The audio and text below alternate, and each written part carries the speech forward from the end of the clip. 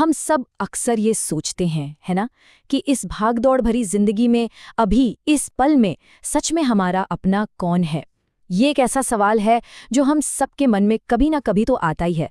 तो आज हम इसी गहरे सवाल को समझने की कोशिश करेंगे, एक बहुत ही सरल लेकिन पावरफुल नजरिए से। तो ये जो पूरी बात है ना, वो इस एक तस्वीर से शुरू होती है। इसमें बस एक सवाल है और उसके 3 जवाब। लेकिन यकीन मानिए, ये 3 जवाब हमें जिंदगी देखने का एक बिल्कुल नया तरीका दे सकते हैं। तो चलिए एक-एक करके देखते हैं कि ये जवाब हैं क्या और इनके असली मायने क्या हैं। तो इस सोच के हिसाब से हमारा सबसे पहला, सबसे बुनियादी और सबसे भरोसेमंद साथी कौन है, जो हर पल हमारे साथ होता है?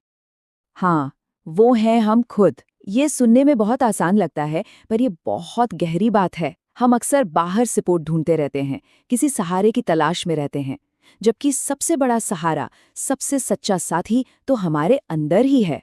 और यही इस पूरी सोच की बुनियाद है कि असली ताकत और साथ की शुरुआत कहीं बाहर से नहीं, बल्कि खुद से होती है। तो सवाल ये है कि ये करे कैसे? खैर, ये स्लाइड हमें इसका एक रोड मैप देती है। सबसे पहला कदम आत्मनिर्भर बने। दूसरा, रेगुलरली आत्मनिरीक्षण करें, मतलब अपने अंदर झांकें, खुद को बेहतर तरीके से समझें।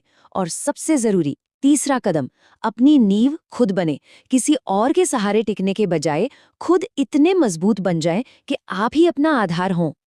ठीक है, तो जब हम खुद पर भरोसा करना सीख जाते हैं, अपनी नींव खुद बन जाते हैं, तो अगला साथी कौन होता है?